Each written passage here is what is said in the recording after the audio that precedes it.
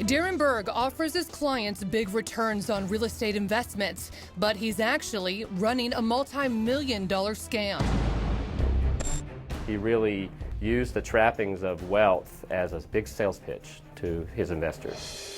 In addition to using his clients' cash to fund the high life, he also used it to launch a lifelong obsession dating back to his college days at the University of Oregon. Darren Berg was fascinated with buses. His grandfather had been a bus driver, and he heard stories about, his grandfather driving a bus and traveling around, and that really appealed to him. And it stuck with him as an adult. So Berg cooked up the idea to launch a luxury motor coach company with a fleet of buses catering to high-end clientele. They were leased out to sports teams, to politicians. The governor of Washington was running for re-election, and she chartered one of his buses for his campaign. Like always, Berg was able to get away with his high-flying business schemes because his sleek salesmanship lured fresh blood into his web of lies. But also, like always, the golden boy ran off with the gold when his bus company went south.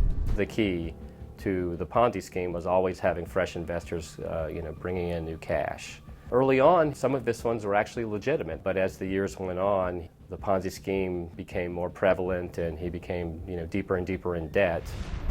And right when the king of investor scams, Bernie Madoff, fell from his fraudulent throne, so did Darren Berg.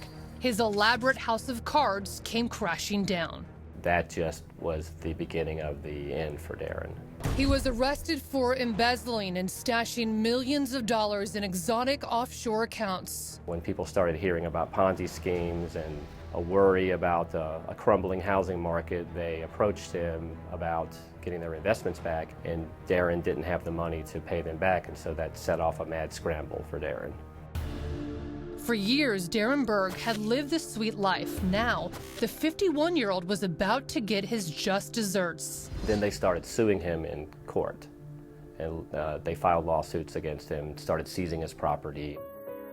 So what did Darren do? He filed for bankruptcy and brokered a deal to help the bankers unravel his crimes. Or so they thought. The authorities allowed Darren Berg to participate with investigators. The rationale was that it was a very complicated scheme, lots of accounts, lots of paperwork, and who better than Darren Berg to help them decipher it. But it was all smoke and mirrors. Darren presented himself as someone who would cooperate. So he was allowed to move from Seattle to take a consulting job in California. It wasn't long before the feds discovered, like so many other people in Berg's life, they too were being played. Darren was plotting his great escape by stashing money in secret bank accounts in Belize. He always thought he could stay one step ahead of everybody, ahead of his investors, ahead of the bankruptcy court, ahead of the FBI. He just had this confidence that he could beat it, basically. Beat the rat.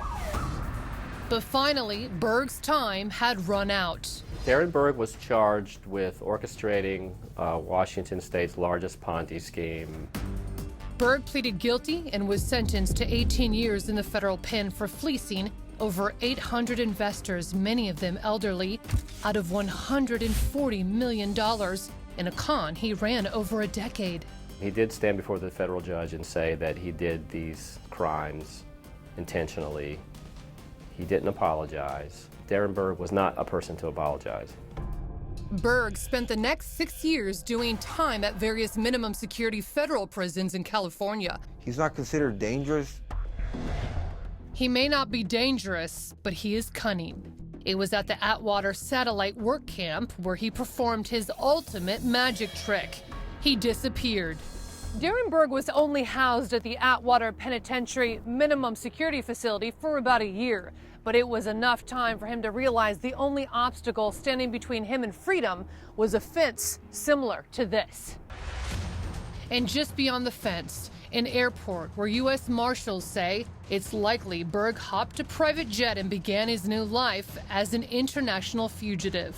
The penitentiary, it's in an open field, so there's different means of how he could have escaped, but we're exhausting all leads. So how is it possible that Berg could simply stroll out of a federal prison? It's definitely difficult to escape. They do the counts, everybody is watched over, but it's still possible, obviously. When you showed up, were you looking in all these farmlands in the airport? Were you searching for him literally on foot?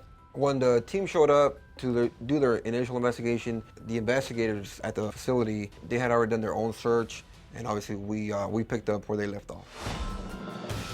For now, Darren Berg's whereabouts are anybody's guess. Do you think he's in this country? Where do you think he went? I have little doubt that he probably is someplace where it's warm and doesn't have an extradition treaty to the United States. There's a number of those places in the Caribbean. They only exist to hide money. Where Darren Berg is right now is anybody's guess. I wouldn't be surprised if he was in Canada, Mexico, Central America. Nothing about where he is right now would surprise me. Darren Berg is now 55. His mug is plastered on wanted posters all over. Tips have poured in from around the country. But as of now, the master manipulator is still on the lam. Obviously, one of his best schemes yet. He's intelligent and cunning to create a Ponzi scheme and take millions of dollars from hundreds of people. There's no stopping to what he's capable of. Escaping a federal prison carries a penalty of up to 5 years and $250,000 fine. If you have any information on where Berg might be, you're asked to contact the U.S. Marshals at 1-800-336-0102. I'm Chris Hansen. If you like this story, make sure you tune in every day to Crime Watch Daily. You can find where the show airs in your city at crimewatchdaily.com. Watch it live or record it on your DVR and watch it at night. And to all those criminals out there, remember, we are watching.